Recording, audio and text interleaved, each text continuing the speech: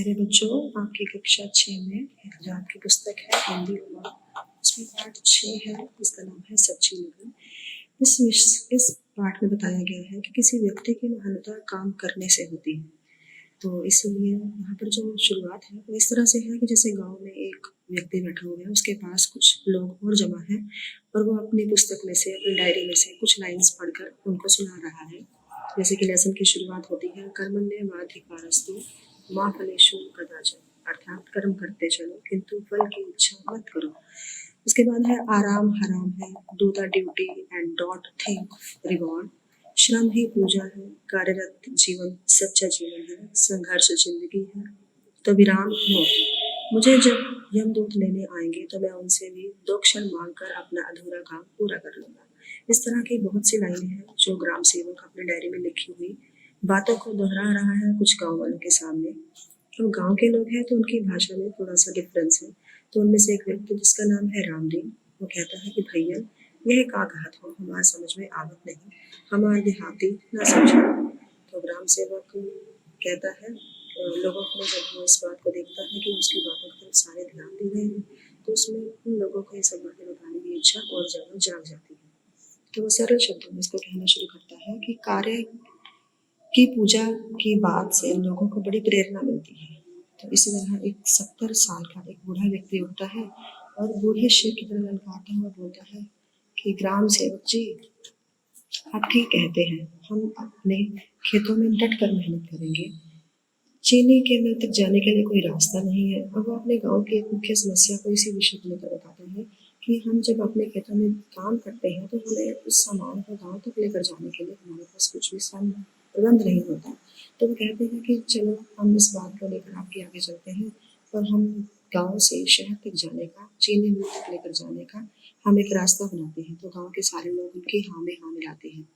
अगले दिन सभी लोग अपने औजारों को लेकर नदी पर चले जाते हैं और काम शुरू कर देते हैं।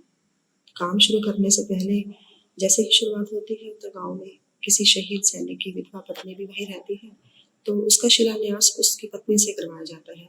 उसके तुरंत बाद कई हाथ काम में जुट जाते हैं, जमीन खोदते हैं, कोई पत्थर उठाकर लेकर आता है। धीरे धीरे सभी अपने इस काम को पूरे जोर शोर से करते हैं। बच्चे बूढ़े सभी इस काम में लग जाते हैं और सभी का सिर्फ एक ही लक्ष्य होता है कि शहर से गांव तक जाने के लिए अपने बांध का निर्माण करना।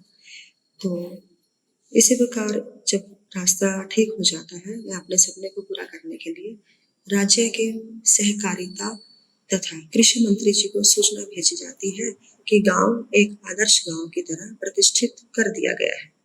उसी प्रकार आगे एक एग्जाम्पल है ग्लैडस्टोन, जिन्होंने ये कहा था कि मुझे सबसे अधिक प्रसन्नता यदि कहीं मिलती है तो वह है मुझे मेरा परिश्रम करने पर।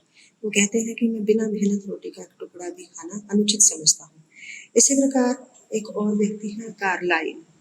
उनका कहना है कि प्रत्येक कार्य पहले असंभव लगता है, इसलिए पहले काम को समझ लो, फिर जी जान से उसे करने में जुट जाओ।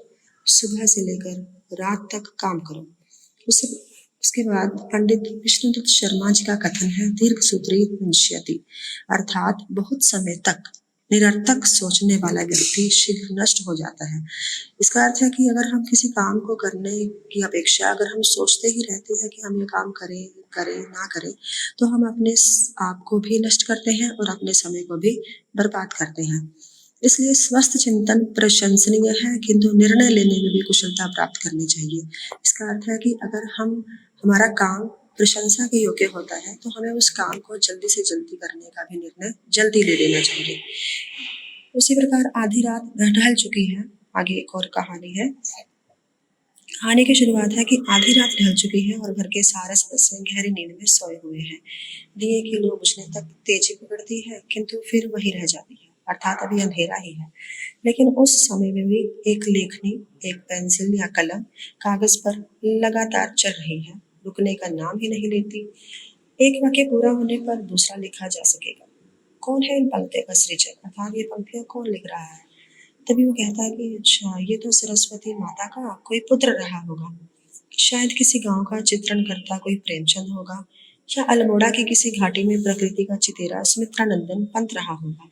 अब ये वर्धपुत्र सुमित्रानंदन पंत प्रेमचंद ये सभी हिंदी साहित्य के महान लेखक हैं।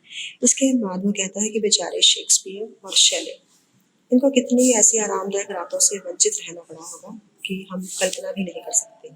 उसी प्रकार आगे जो लेखक हैं और कई चीज़ों का उदाहरण देते हुए बताते हैं, जैसे दिल्ली की कुतुब मीनार, आगरे का ताजमहल, दक्षिण भारत के मंदिर, मिस्र के पिरामिड और अब चंद्रलोक की यात्रा। यह सब अनवरत परिश्रम का ही तो परिणाम है। अर्थात कि अगर हम ये चीज़ें देख रहे हैं तो इसको हम तक पहुंचाने के लिए बहुत से लोगों ने बहुत ही परिश्रम किया है। इसलिए लेखक कहता है कि काम में ही मानव जीवन की सफलता की कामना करते रहेंगे। अर्थात हमें अपने जीवन में हमेशा सफलता को प्राप्त करने के लिए मुश्किल से मुश्किल कार्य को भी अंजाम देते रहना चाहिए। उसके बाद है आगे एक और एग्जाम्पल देता है बर्क। बर्क ने कहा है कि यदि आपने पानी की तरह चंचलता अपना ले तो वह कभी ऊपर नहीं उठ सकता। अर्थात जिस प्रकार पानी का बहाव एक क्षण के लिए ऊपर आकर फिर नीचे चला जाता है, तो उसी प्रकार अगर हम पानी की तरह अपनी चंचलता लें तो हम कभी ऊपर नहीं उठ सकते। इसलिए जो लेखक है वो कहता है कि हमें हमेशा बुराइयों से बचने के लिए हमारे पास एक बहुत ही अच्छा तरीका है कि हम कभी भी अपने आप को फ्री ना रखें, हम कभी भी खाली ना बैठें, क्योंकि खाली दिमाग हमेशा शैतान का घर होता है। क्योंकि खाली दिमाग में बहुत सी ऐसी बातें आ जाती हैं जो करने पर हमें हमेशा लज्जित होना पड़ता है। उसी प्रकार एक किस्सा है जो आपने बचपन में भी सुना होगा कि मकड़ी और राजा।